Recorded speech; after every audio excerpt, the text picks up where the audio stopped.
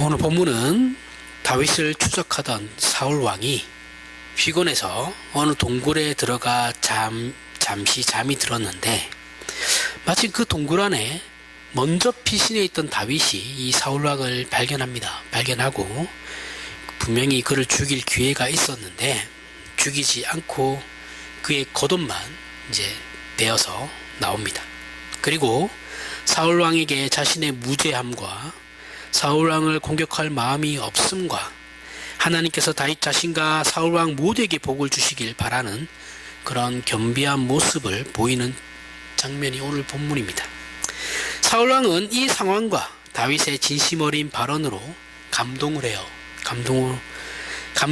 사실은 감동하는 정도가 아니죠. 감동하는 정도가 아니고 말 그대로 자신의 주적인 그 다윗 앞에서 무너져요. 사울 왕 자체가 아예 무너져 내립니다.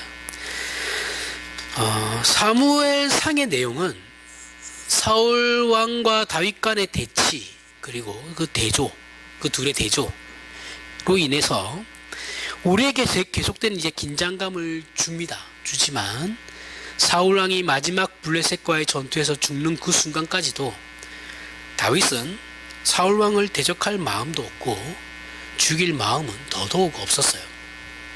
하나님께서 사울을 왕으로 세우신 뒤에 사실상 폐위하시고 다윗을 그 후임으로 세웠지만 다윗은 한 번도 그 권좌를 놓고 사울 왕과 다투지 않았고 자신을 공격하는 사울 왕에 대해서 보복할 마음도 없었어요.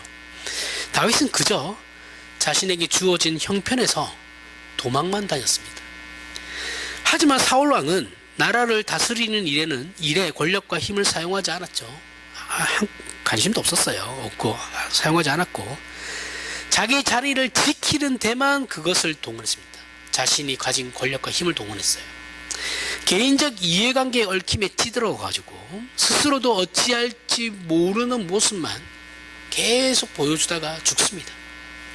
그리고 그런 자기 자신에 대한 부끄러움과 못남에 대한 확인, 그리고 그 고백이 오늘 본문에 등장하는데 그것이 본문 16절 17절에 나오는 다윗이 사울에게 이같이 말하기를 마침에 사울이 이르되 내 아들 다윗아 이것이 내 목소리냐 하고 소리를 높여 울며 다윗에게 이르되 나는 너를 학대하되 너는 나를 선대하니 너는 나보다 의롭도다 인 것이죠.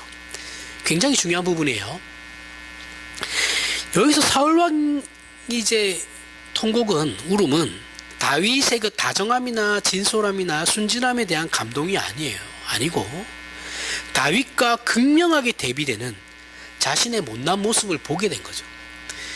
자기는 다윗이 미워서 죽이려고 하는데 다윗은 끝까지 자기에게 대들지도 않고 자기에게 보복하려고도 하지 않고 기회가 왔음에도 자기를 죽이려고 하지 않는 그 모습, 그러한 자신과 그 다윗의 모습을 비교하게 된 거예요.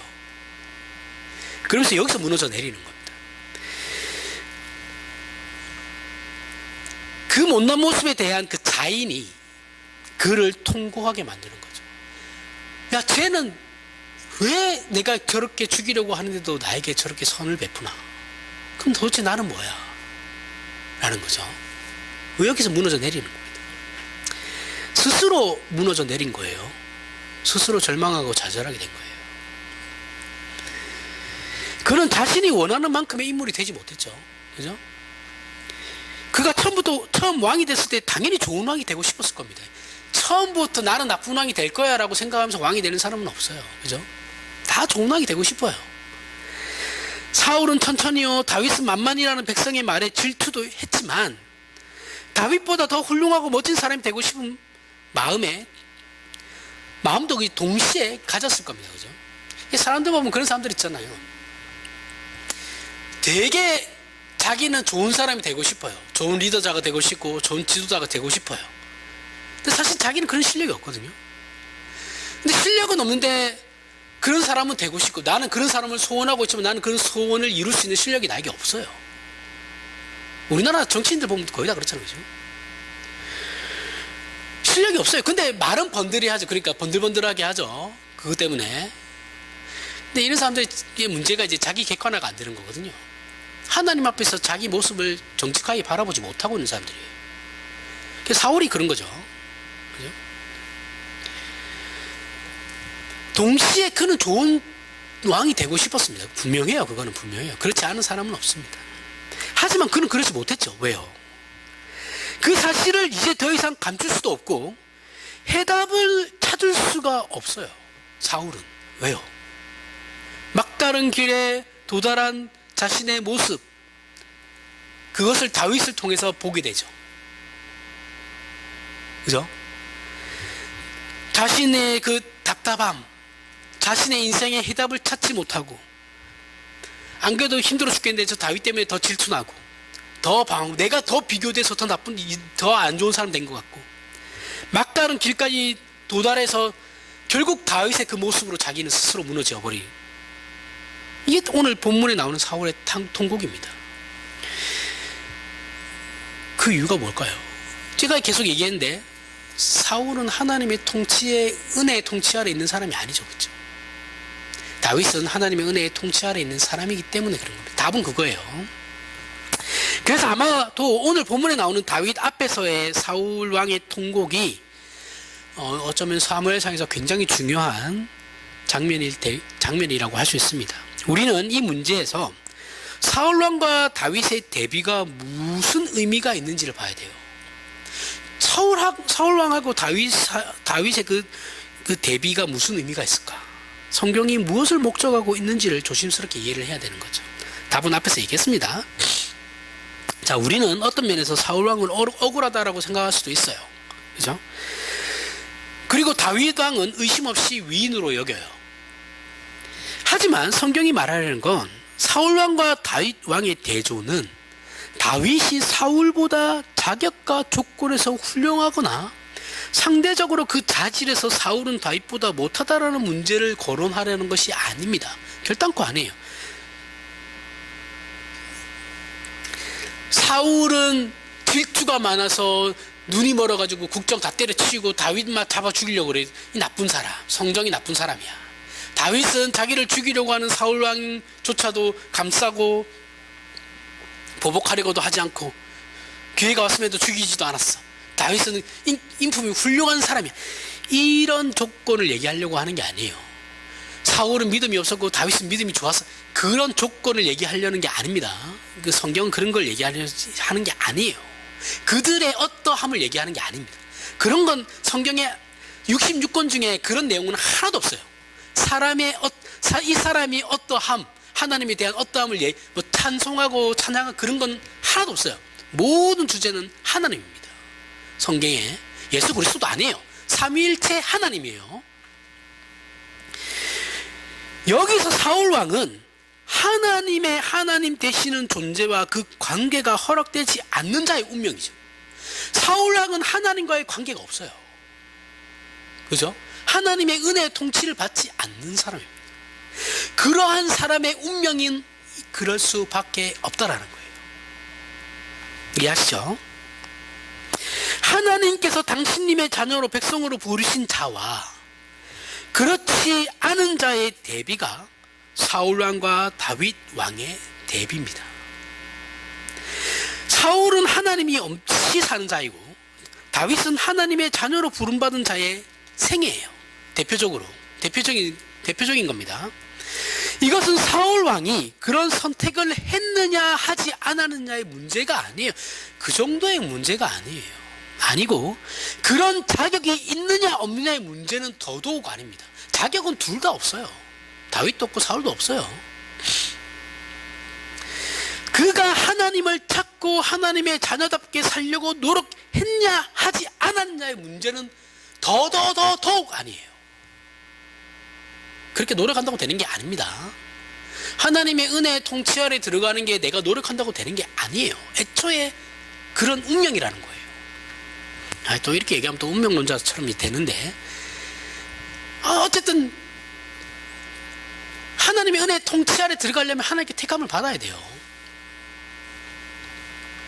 이것이 훨씬 더 본질적인 문제라는 거예요.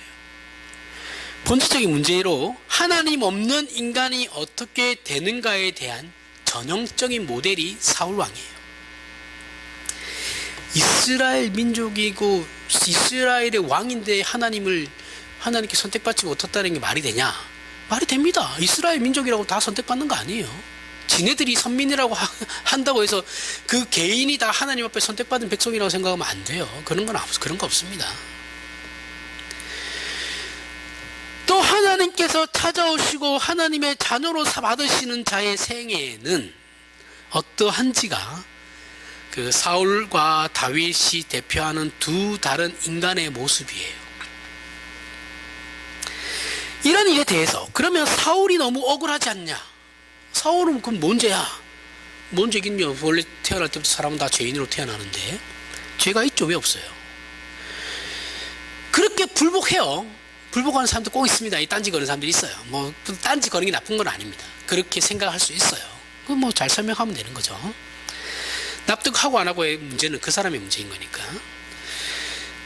그리고 하나님께서 사울을 왕으로 삼았고 은혜를 베풀어 예언도 하게 했어요. 그죠? 했는데 아니 하나님께서 그러면 하나님이 택한 백성이 아닌 자에게 그런 은혜를과 그런 예언의 은사를 주시냐? 주세요. 왜 안 주신다고 생각하죠? 그런 기적이 왜 그들에게는 하나님께서 그런 기적을 안 베푸실 거라고 생각하는 거죠? 굉장히 본인이 하나님을 그렇게 생각하는 사람은 본인 스스로가 하나님을 굉장히 제한하고 있는 거죠. 그죠? 그들도 하나님이 다스리는 백성이에요. 세상은 하나님이 통치하지 않는다라고 생각하는 거예요. 우리가 계속. 아니에요. 세상도 하나님 다 통치하시는 거예요. 전 역사, 전 인류, 전 역사, 온 우주를 하나님께서 다스리고 계시는 겁니다. 거기에 그 세상 사람도 들어가는 거예요. 단지 택함 받지 못한 자들일 뿐이다라는 거죠. 유기되었다고 해서 버려졌다라고 얘기하면 안 돼요. 유기된 건 그런 의미가 아닙니다. 유기된 건 그들도 하나님 다 사랑하시는데 특별히 더 사랑받지 못한다라는 거예요. 선자는 더 특별히 그 안에서 더 사랑하시는 거고 그렇지 않은 세상 사람들은 그냥 사랑하시는 거예요. 일반은 좀 다 있습니다. 하지만 우리가 알고 확인해야 하는 것이 하나님은 당신님의 자녀들에게만 하나님이 되시는 것이 아니에요. 그죠? 내가 앞에서도 얘기했지만 하나님은 온 우주 만물을 다스리시는 분이에요. 온 우주 만물의 왕이세요. 그리고 주인이시고 지존자십니다. 그러면 우리 신자들에게만 하나님은 하나님이시냐? 아니죠. 그렇죠? 모든 세상에게 온 우주 만물에게 하나님은 하나님이십니다. 하나님을 믿지 않고 심지어 하나님을 반대하는 자들에게도 하나님은 하나님이세요. 좀 더 설명하면 믿는 자에게는 하나님은 아버지시죠. 그죠? 우리는 자녀니까 신자잖아요. 말 그대로 신의 아들이잖아요. 그죠? 신자, 신의 딸도 됩니다. 믿는 자에게는 하나님은 아버지시고 믿지 않는 자들에게는 그냥 하나님이십니다. 창조주. 이 차이를 분명히 아셔야 돼요. 무슨 차이냐면 하나님께서 아버지일 때는 우리의 어떤 못남으로도 그 관계가 깨어지지 않아요. 부모 자식 간에 자식이 좀 못났다고 못난 짓을 했다고 해서 그 관계를 끊는 사람은 없어요. 그죠? 이건 사랑의 관계로 실패할 수 없고 절망으로 끝날 수도 없는 운명이라는 겁니다. 하지만 하나님께서 그냥 창조주로 계시는 사람들에게는 하나님 되시는 모든 은혜에도 불구하고 하나님께서 그들에게 은혜를 베푸지 않는 게 아니거든요. 하나님은 지금도 온 세상에 은혜를 동일하게 베풀고 계십니다. 그죠? 일반 은총이라는 게 분명히 주어져요. 신자에게는 특별 은총이 주어지는 거. 그죠? 일반 은총이 끊임없이 주어집니다. 주어짐에도 불구하고 결국은 절망과 비참함으로 끝날 수밖에 없는 운명들이라는 거예요. 하나님께서 우리 신자들에게 아버지가 되신다라는 것은 예수 안에서 우리를 당신님의 자녀로 받으시고 그 관계를 회복하신 것을 말하며 자연인들, 즉 불신자들에게 하나님은 그냥 창조주이시고 섭리자일 뿐입니다. 하나님은 우리 인간이 믿든 안 믿든 인정하든 인정하지 않든 간에 온 우주 만물과 온 세계와 모든 존재들의 창조주이시고 역사의 주인이시며 섭리자시. 그거를 우리가 인정하든 안 하든 그건 상관없어요. 사람이 사람 세상 사람들이 뭐 그걸 하나님이 뭐 그런 걸 믿냐, 또 그런 걸 믿냐, 이렇게 그들이 인정하든 안 하든 뭐 상관없습니다. 그거는 아무 상관없어요. 그냥 하나님일 뿐이에요. 하나님은 그대로 하나님으로서 존재합니다. 그들의 인정과는 아무 상관없어요. 그래서 하나님의 허락 없는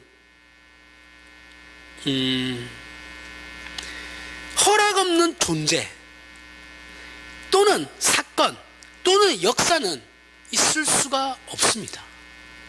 세상의 모든 역사는 하나님의 간섭하심으로 만들어지는 거예요. 삼위일체 하나님은 하나님으로서의 자비하심과 은혜로우심을 감추지 않으십니다. 감추지 않으시고 제한하시지도 않으세요. 모든 존재들에게 생명을 주십니다. 주시고 주신 생명이 유익하도록 은혜를 베푸세요. 지금도 계속해서 베푸시고 계시는 겁니다. 인간 세상만 놓고 얘기하면 인간들이 하나님을 믿든 안 믿든 간에, 알든 모르든 간에 인류에게 생명을 주시고 있죠. 주시고 그것을 유지시키고 계시는 능력, 그리고 인간의 그 인류를 유지할 수 있게끔 하나님께서 또한 그 안에 능력을 주시죠. 인간들에게. 그죠? 그러한 환경을 만들어 주시고 조건을 충만케 하십니다. 그리고 그것보다 더 높은 양심과 지식을 또한 주십니다. 그죠? 과학도 하나님께서 허락하신 거죠. 과학을 죄악시하면 안 돼요. 과학은 가치 중립적인 거예요. 그것도 하나님께서 주셨기 때문에 가능한 거예요. 르네상스 이후로 그 산업혁명이 일어나고 그때 이후 19세기 초까지 인류의 천재들은 다 등장해요. 천재란 천재들은 그때 다 등장합니다. 18세기부터 17, 18, 19세기 초까지 세상에 천재들이 그렇게 나오는 그런 경우는 없어요. 그게 그냥 우연히 그냥 일어났을 거라고 생각하시면 그 인문학자들도 항상 얘기하는 게 그거거든요. 왜 이때는 이렇게 천재들이 많이 났을까? 예술부터 해서 전부 다요. 예술 분야부터 해서 그 철학 쪽으로 해서 과학 쪽으로 전부 다 그때 다 일어나거든요. 그게 우연이다라고 생각하면 그건 또 문제가 있죠, 그죠? 그들은 우연이라고 생각하겠죠. 근데 우연이 계속되는 건 필연입니다. 그죠? 우연히 계속될 수는 없어요.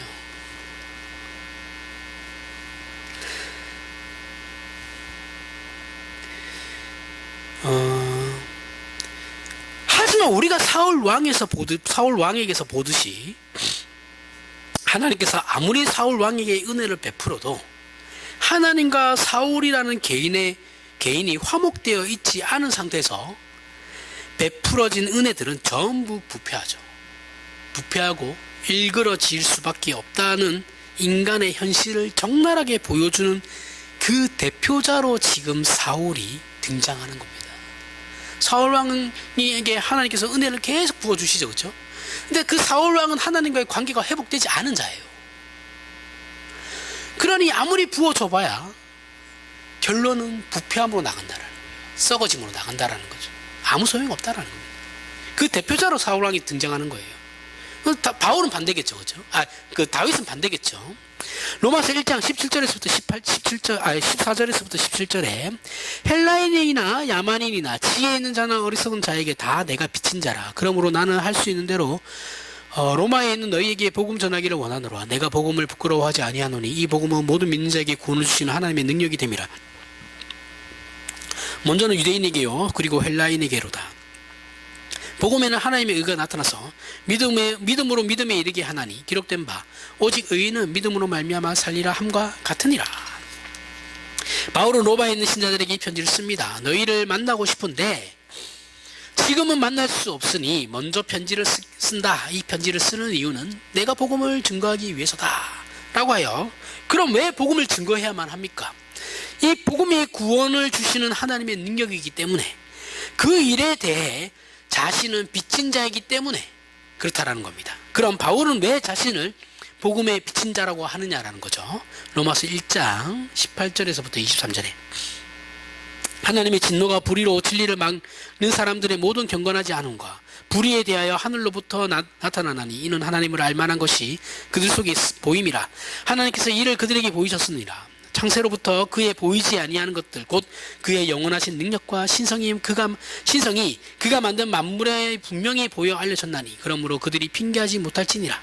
하나님을 알되 하나님을 여호와롭게도 아니하며 감사하지도 아니하고 오히려 그 생각이 허망하여지며 미련한 마음이 어두워졌나니 스스로 지혜 있다 하나 어리석게 되어 썩어지지 아니하는 하나님의 영광을 썩어질 사람과 새와 짐승과 기어다니는 동물 모양의 우상으로 바꾸었느니라.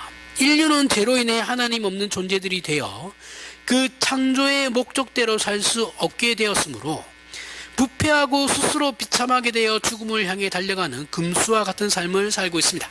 여기서 벗어나는 방법은 오직 복음으로 말미암는 구원밖에 없다라는 거예요. 바울은 자신이 이 일로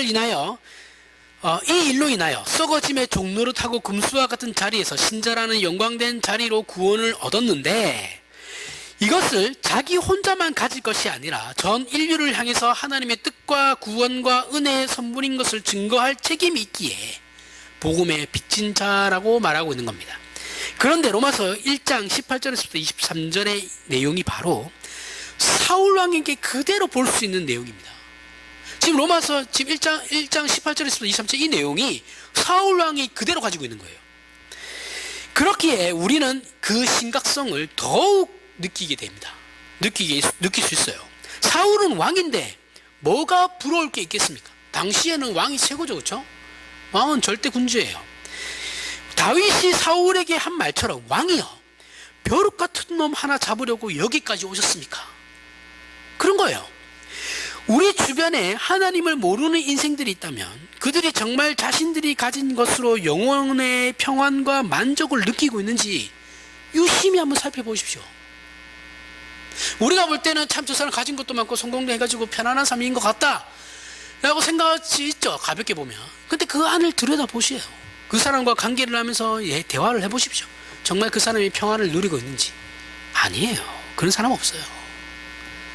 집집마다 다 아픈 손가락 있고 집집마다 다 문제거리가 있어요. 없는 집안은 없습니다.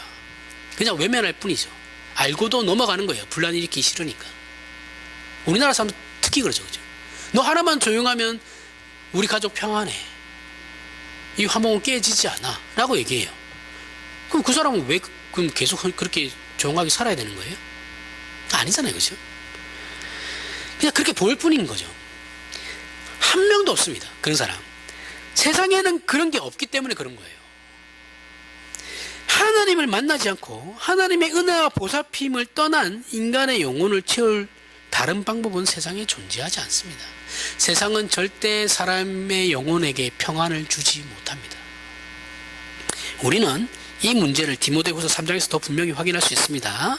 디모데후서 3장 1절에서부터 5절에 너는 이것을 알라. 말세의 고통의 때가 이르러 사람들이 자기를 사랑하며 돈을 사랑하며 자랑하며 교만하며 비방하며 부모를 거역하며 감사하지 아니하며 거룩하지 아니하며 무정하여 원통함을 풀지 아니하며 모함하며 절제하지 못하며 사나우며 선한 것을 좋아하지 아니하며 배신하며 조급하며 자만하며 쾌락을 사랑하기를 하나님 사랑하는 것보다 더하며 경건의 모양은 있으나 경건의 능력은 부인하니 이 같은 자들에게서 내가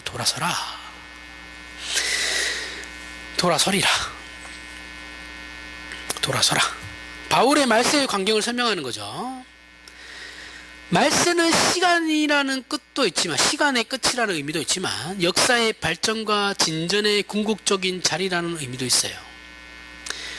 이제 올라갈 만큼 올라갔다라는 거죠. 역사가 클라이막스에 이르렀다. 지금이 그렇죠. 그죠? 그래서 지금은 말세 지말이죠. 이제는 떨어지는 것만 남았어요. 더 이상 인류의 어떤 그런 것이 올라갈 것 같지는 않습니다. 제가 볼 때는. 어떻게 그러면 그렇게 알 수 있냐? 철학을 보면 알 수 있어요. 현대 철학이 어떻게 흘러가고 있는지를 보면 지금의 세상 사람들의 생각이 어떤지를 알 수 있거든요. 그러니까 철학 공부를 해야 됩니다, 목사들은. 철학 공부를 왜 무식한 소리 하지 마세요. 철학 공부를 해야 돼요. 세상이 어떻게 지금 어떤 사조로 어떻게 흘러가는지를 알아야지 우리가 거기에 대해서 설명을 하죠. 그걸 모르는데 어떻게 설명을 합니까? 말 같지도 않은 소리. 자세히는 모르더라도 대충 흐름이라도 알아야 돼요. 그 흐름을 알면 지금이 인간에게는 인간에게 있어서 이거의 끝이구나라는 것을 대충 짐작할 수 있어요. 그죠? 인류 역사는 언제나 이 내용으로 이어져 왔죠. 사실은 지금 이 내용이 뭐 새로운 건 아니죠. 그렇죠? 늘 이랬어요. 늘 인류 역사는 늘 그랬습니다. 그래서 말세는 예수님 초림의 순간부터 말세로 들어가요. 2000년 전부터 말세였어요. 지금은 이제 말세 지말이라고 하는 거고, 이어져 왔고 지금도 그 이 내용 안에 우리는 있죠. 그죠? 결국 절정으로 가봐야 인류에게 남는 건 고통밖에 없다라는 거예요. 세상이 그렇다라는 거예요. 세상은 그렇다라는 겁니다. 하나님 없이 만들어내는 역사는 여기에서 벗어날 수가 없어요. 그건 다 비정한 것들입니다. 우리가 살고 있는 현대 사회는 이해관계와 효율성 외에 아무것도 가치를 인정하지 않아요.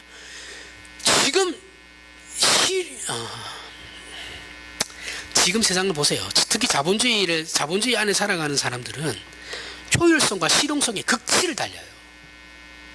실용성이 없거나 효율성이 없는 건 가치가 없어요. 그래서 사람마저도 이 자본주의 사회 안에서 어떤 기능을 제대로 하지 못하면 그 사람은 가치가 없다라고 얘기해요. 버려요, 사회가. 관심도 없어요, 그런 사람들한테는. 아무것도 가치가 없어요. 그래서 도시가 발전하는 겁니다. 나라마다.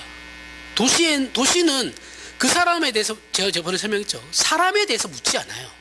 그 사람이 어떤 사람인지, 그 사람이 어떤 과거를 가졌고 어떤 무언가를 가졌는지는 전혀 관심 없고 가치도 관심 없어요. 그냥 하나의 저 인간이 우리 도시를 유지하는 데 기능을 하고 있냐, 그것만 중요하거든요. 이 효율성만 따진단 말이죠. 인간마저도 그렇게 지금 대우를 받고 있는 거죠. 현대인들은 자기 마음속에 그 속 깊은 얘기를 하지 않아요. 그죠? 할 필요성도 못 느끼고. 진심을 얘기하잖아요? 그러면 상대방이 불편해해요. 왜 저런 걸 나한테 얘기할까? 아이씨, 불편하게. 이렇게 생각한단 말이죠. 그래서 상대방이 진심을 얘기하면 그 진심에 맞는 반응을 해야 되는 거잖아요. 그래, 힘들었겠다. 아유, 참 고생했네.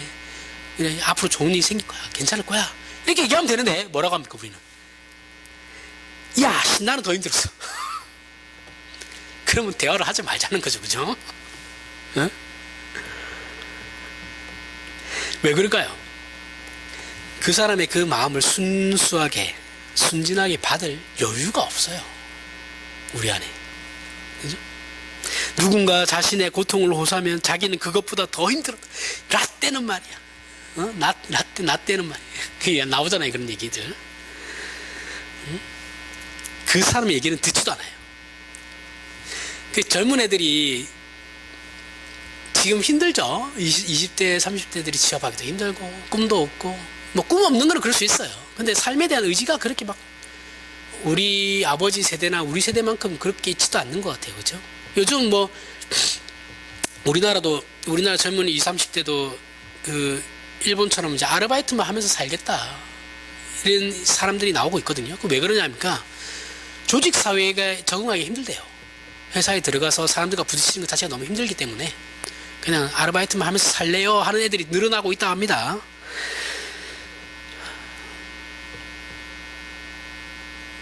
그럼 우리 뭐라 그래요? 열정이 없어가지고, 20대가 뭐가 무서워가지고, 우리 때는 잠도 안 자가면서 일했어. 이러면 대화가 안 되는 겁니다. 지금 이 시대에 우리 부모님 세대 얘기해봐야 걔네들은 몰라요. 모르는데 뭘 얘기를 계속해요. 지금 그 당면에 있는 그 문제를 가지고 얘기를 해야죠.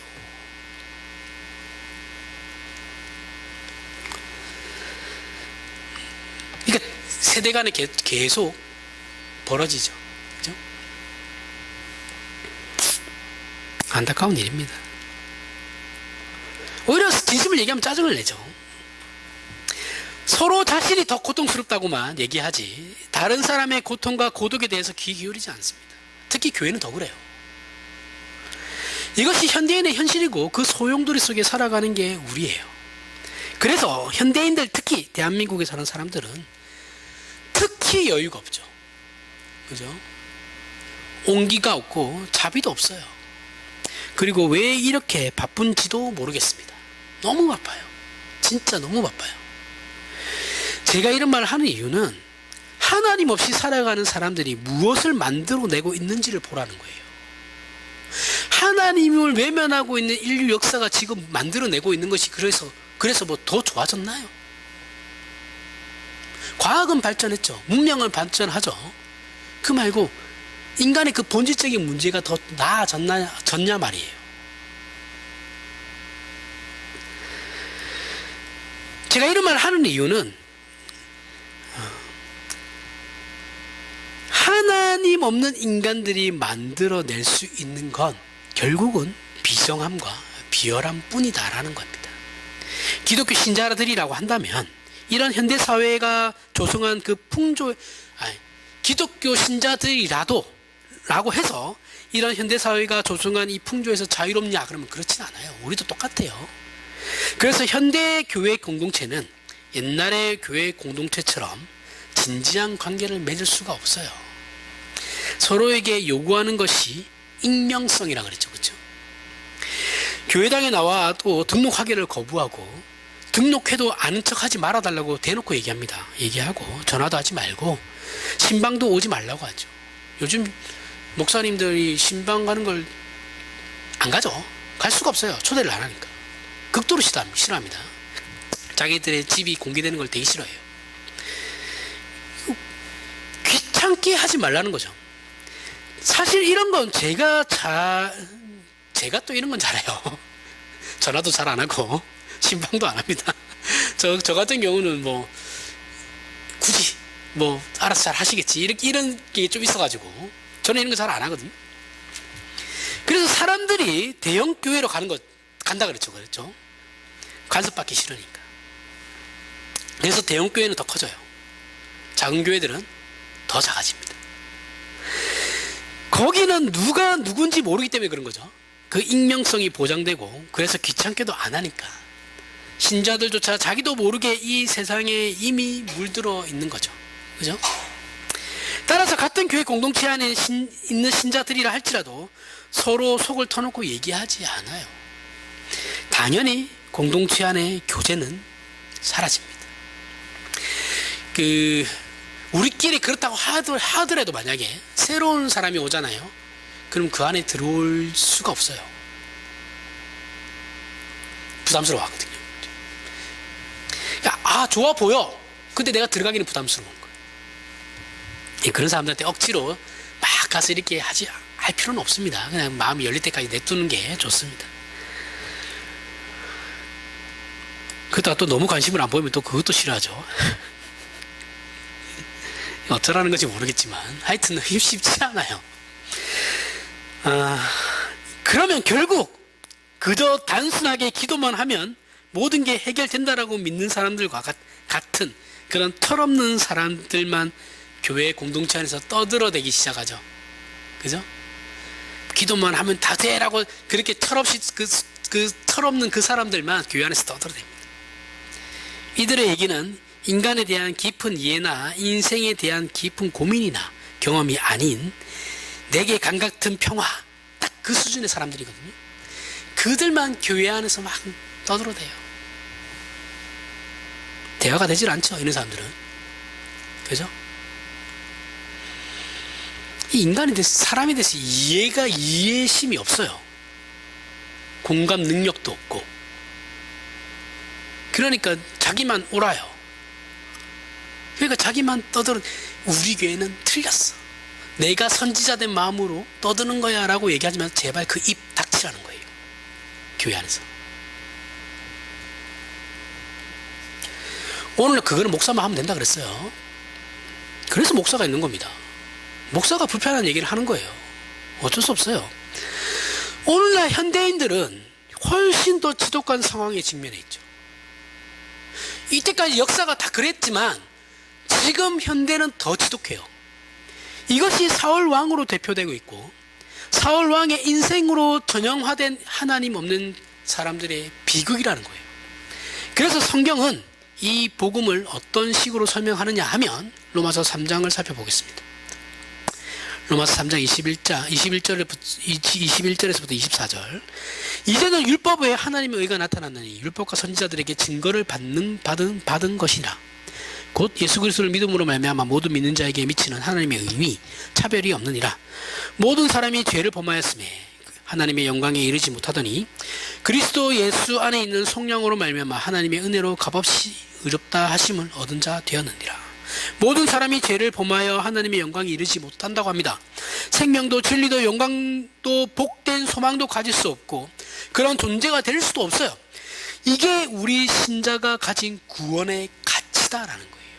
우리는 그럴 수 있다라는 거거든요. 이것은 결단을 촉구하는 문제가 아니에요. 그래, 내가 신자가 되었으니 그렇게 해야지라는 문제가 아니에요. 그리고 구원 얻은 자로서의 책임 있는 신앙생활을 촉구하는, 그래 내가 이제 그렇게 구원을 받았으니 이렇게 살아야지의 그런 문제도 아니에요. 훨씬 더 본질적인 문제, 우리 신분에 관한 문제. 이렇게 생명과 진리와 영광과 복된 소망을 가질 수 있게 된 건 내가 다짐한다고 해서 내가 신자가 되었기 때문에 그렇게 살아야겠다라는 그런 결단이 있기 때문에 그렇게 되는 게 아니고 예수 믿으면 순간 그렇게 되는 거예요. 훨씬 더 본질적으로 내 신분이 그렇게 변한다라는 거예요. 이해하시죠? 내가 결단하고 내가 의지를 가지고 행하는 그 문제가 아니라고. 그렇게 되는 게 아니에요. 이건 신분의 변화가 필요한 겁니다. 신분의 변화가 필요한 신분이 변화가 되면 그렇게 된다라는 거예요. 그 본질은 하나님이 있는 인생과 하나님이 없는 인생의 차이라는 거예요. 그러니까 내가 예수 그리스도를 믿음으로 말미암아 내가 하나님의 은혜의 통치 아래 들어와 있는 자라면 그렇게 된 거고, 내가 맨날 의지를 가지고 결단하고 하지만 하나님의 은혜의 통치 아래 들어와 있지 않으면 그건 말짱황이라는 거예요. 그냥 아무 소용 없다라는 거예요. 그걸 얘기하는 거예요. 신분에 대해서 얘기하고 있는 겁니다. 하나님이 없는 인생은 그저 썩어짐밖에 남는 게 없어요. 아무리 선한 것을 하나님께서 퍼부어 주셔도 결국은 썩어질 걸로 만드는 자들이라는 거죠. 하나님 있는 인생은 뭐예요? 하나님이 선을 베푸시면 그걸 하나님의 영광을 목적으로 하는 그 약속과 삶의 운명으로 만들 수 있어요. 그게 신자입니다. 달라요. 에베소서 4장 17절에서부터 24절에 그러므로 내가 이것을 말하며 주 안에서 증언하노니 이제부터 너희는 이방인이 그 마음에 허망한 것으로 행한 같이 행하지 말라. 그들의 총명이 어두워지고 그들 가운데 있는 무지함과 그들의 마음이 굳어짐으로 말미암아 하나님의 생명에서 떠나있도다. 그들이 감각 없는 자가 되어 자신을 방탕에 방임하여 모든 더러운 것을 욕심으로 행하되 오직 너희는 그리스도를 그같이 배우지 아니하였느니라. 진리가 예수 안에 있는 것 같이 너희가 참으로 그에게 듣고 또한 그 안에서 가르침을 받았을진데 너희는 유혹의 욕심을 따라 썩어져가는 구습을 따르는 옛사람을 벗어버리고 오직 너희의 심령이 새롭게 되어 하나님을 따라 의와 진리의 거룩함으로 지으심을 받은 새 사람을 입으라. 허망하고 썩어질 게 전부인 존재로부터 예수 그리스도 안에서 새 생명으로 부르심을 받은 존재, 이 둘에 대한 분명한 대조입니다. 성경이 사울왕을 통해서 말하려고 하는 것은 하나님 없는 인생의 허망함이에요. 그가 최고의 권력을 가지고 아무리 많은 것을 소유했다 할지라도 부패하고 썩는 것으로 멸망하는 것으로 끝나버려요. 성경은 다윗의 생애에 대해서도 사울보다 다윗이 조건이나 자격에 있어서 더 낫다라는 걸 말하지 않아요. 더 낫지도 않아요. 다윗이 하나님께서 탁 찾아와 관계를 회복한 존재와 인생은 하나님의 하나님 되시는 영광과 승리의 운명으로 인도함을 받는다라는 거예요. 받으며 그렇게 갈 수밖에 없는 운명이라는 거예요. 아무리 내가 거절한다 한들 그 은혜는 불가항력이에요. 불가항력적 은혜를 우리가 받는 거예요. 내가 저항할 수 없어요. 저항하는 것 같지만 결국 우리가 하나님 앞에 엎드릴 수밖에 없게 만드십니다. 그러니 시간을 아끼시려면 그냥 빨리 항복하시는 게 제일 좋아요. 물론 그 방황의 시간이 헛되다라고는 얘기하지 않겠습니다. 그 시간도 나에게 필요한 시간이라고 생각해요.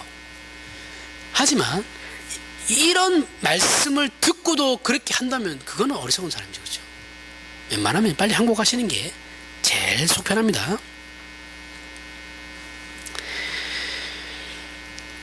오늘 우리가 확인해야 하는 것은 우리가 어떻게 예수를 믿게 되었는지에 관한 문제가 아니에요. 우리는 거기에 관심을 많이 가지잖아요. 그래, 너 어떻게 예수 믿게 됐어? 너 언제 예수 믿었어? 이거 우리 되게 많이 물어보거든요. 그리고 관심이 거기 많아요. 그게 아니에요. 그런 걸 성경이 물어보지 않아요. 그리고 우리가 언제 예수 믿게 되는지는 아무도 모릅니다. 나는 이때인 것 같은데 라고 생각하지만 사실 그 훨씬 전이에요. 어느 때 내가 딱 예수를 믿었는지 그거는 알 수 없어요. 아무도 몰라요. 내가 거듭난 날은 이 날이야. 아니에요. 그날이. 그 전에 하나님 작업 안 하셨을 것 같아요. 자기가 늦게 깨달은 거지. 그런 거 몰라요. 알 수 있는 사람 아무도 없어요. 그런 건 아무도 모릅니다. 우리는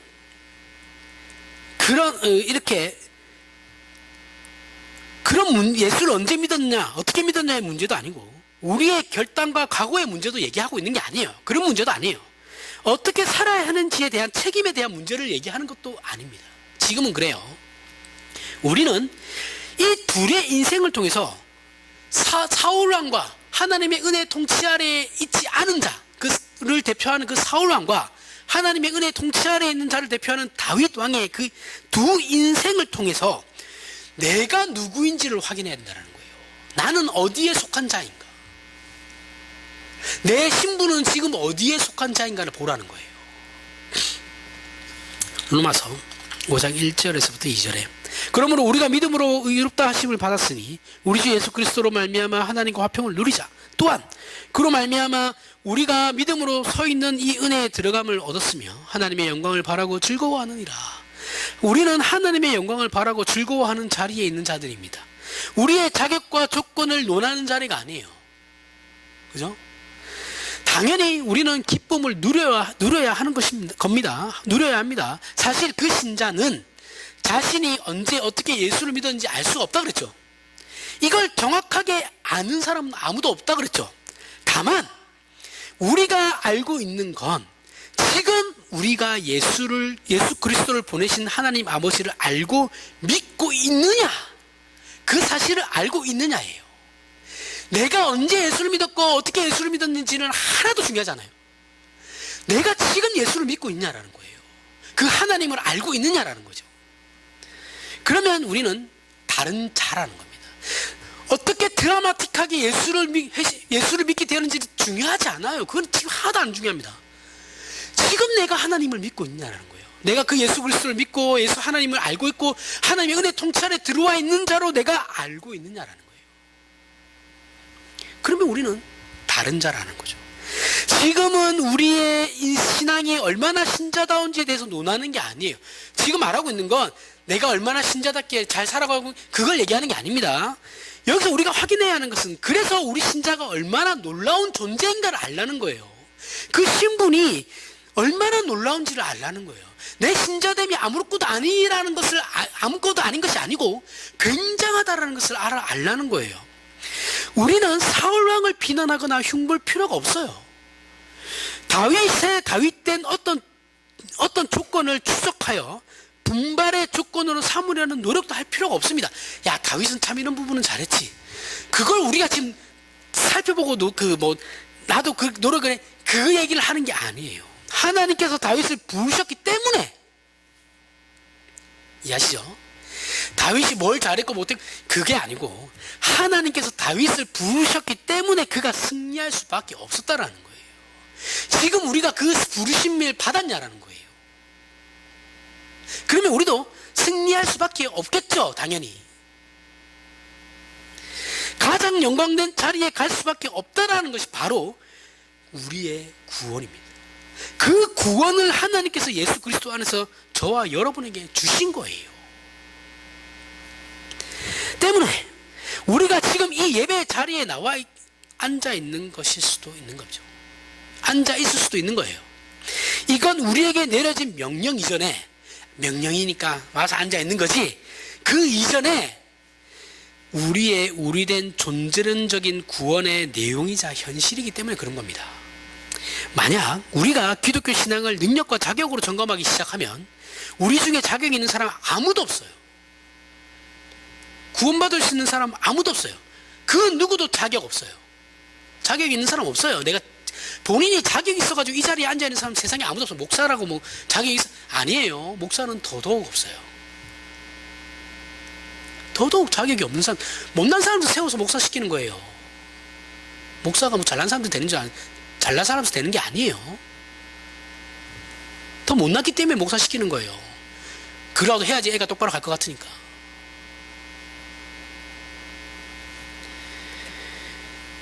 물론 우리는 신자다워야 합니다.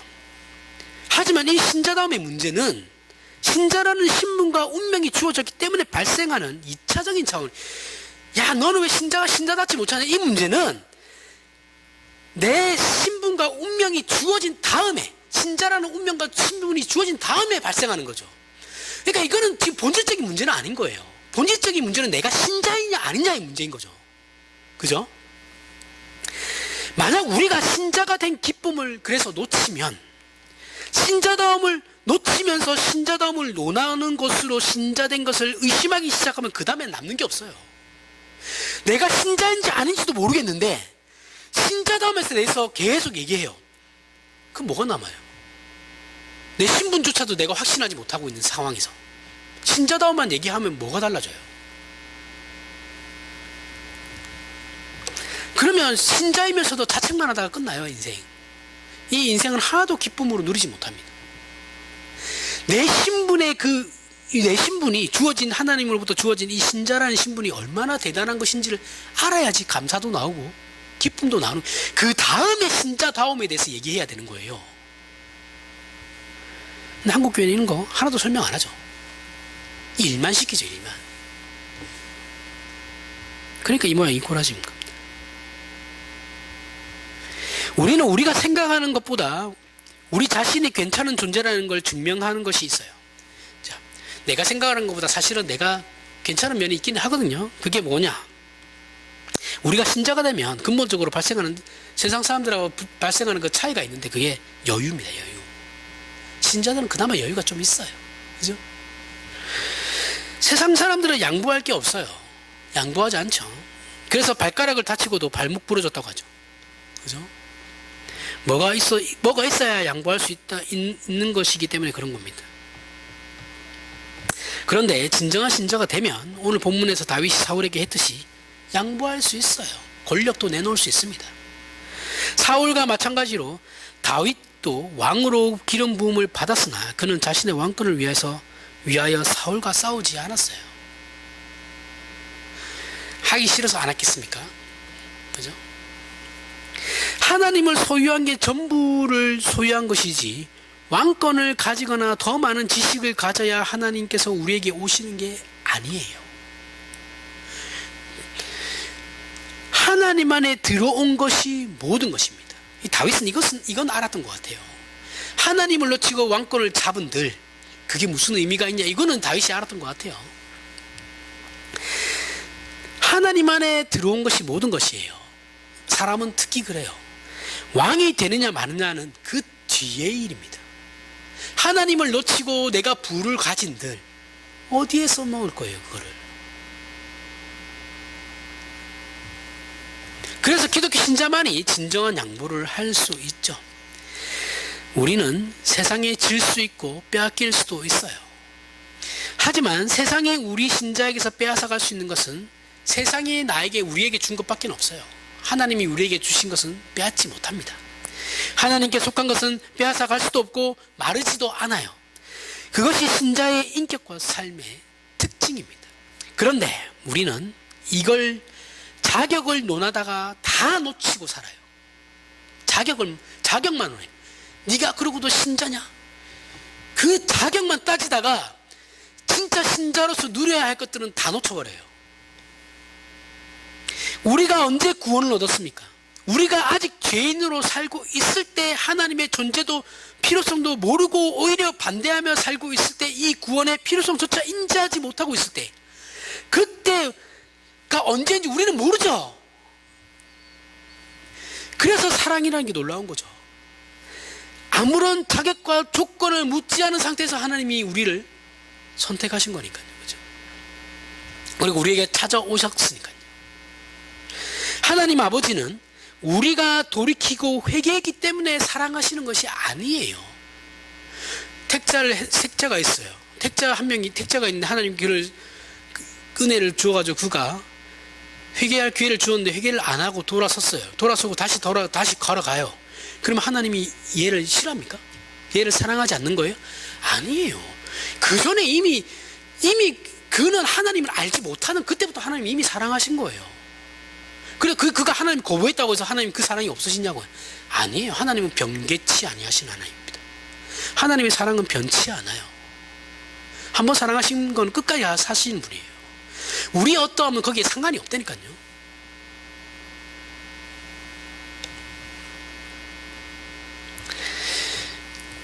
예수 그리스도께서 왜 아브라함과 다윗의 자손이어야 하는지에 대한 답이 여기 있는 겁니다. 그분은 하나님께서 은혜를 베푸시고 사랑해서 부르신 모든 자에 대한 하나님의 신실하심과 사랑의 증거이기 때문에 그런 거예요. 이 사실을 기억하고 먼저 우리의 신자된 인생을 기쁨으로 살아가시길 바랍니다. 우리가 신자답지 못합니까? 내가 신자답지 못했습니까? 하나님 앞에서 용서를 구하고 다시 살면 됩니다. 그거면 돼요. 정말 그거면 됩니다. 뭐 대단한 걸 하라고 하시지 않아요. 하지만 세상 사람들은 용서를 구할 데가 없죠. 사울은 어디에 의지할 데가 없어요. 그래서 다윗 앞에서 무너지는 겁니다. 그래서 사울 왕이 다윗에게 네가 나보다 의롭다라고 얘기하는 거예요. 그렇게 통곡하는 겁니다. 그는 아무것도 만들어낼 수도, 새로운 기회가 주어진다 한들 그것을 붙들고 의지할 것이 없었어요. 그런 차원에서 다윗의 생애로 대표되는 신자의 존재와 생애는 놀랍죠. 이게 어찌 놀랍지 않을 수가 있겠습니까? 따라서 우리는 감사할 줄 알아야 된다는 거죠. 그러니 또한 기뻐하십시오. 우리에게 못났다고 하거든, 다른 어떤 사람들이 우리에게 못났고 너 왜 그렇게 사냐 막 이렇게 얘기하면 그냥 웃어주면 됩니다. 그냥 그래, 모르니까 그런 거예요. 우리에게는 그런 근거가 있죠. 그죠? 그들은 모르죠. 하지만 우리는 근거를 가지고 그렇게 살아가는 자들이에요. 더 이상 결벽과 강박적으로 신앙생활을 하지 마시길 바랍니다. 그리고 위인이 되려고도 하지 마세요. 뭔가를 하려고도 하지 마세요. 그냥 사세요. 주어진 삶을 성실하게 살면 됩니다. 신자로서 그저 하나님의 사랑에 반응하면 됩니다. 주어진 오늘을 하나님 앞에서 성실히 그리고 감사하며 누리시길 바랍니다. 그거면 충분합니다. 기도하겠습니다. 하나님 아버지, 은혜를 감사합니다. 하나님의 자녀가 된다는 것은 놀라운 것입니다. 그것은 자격과 조건을 묻지 않고 능력과 가치를 묻지 않는 것입니다. 하나님 아버지께서 우리를 사랑하셨고 그 사랑에 우리도 반응하게 하여 주시옵소서. 그래서 아버지를 사랑하고 이웃을 사랑하며 하나님의 사랑을 받은 자의 넉넉함으로 인생을 살아 서로 웃고 위로하며 나누고 사는 복된 신자된 삶을 살게 하여 주시옵소서. 예수님 이름으로 기도합니다. 아멘.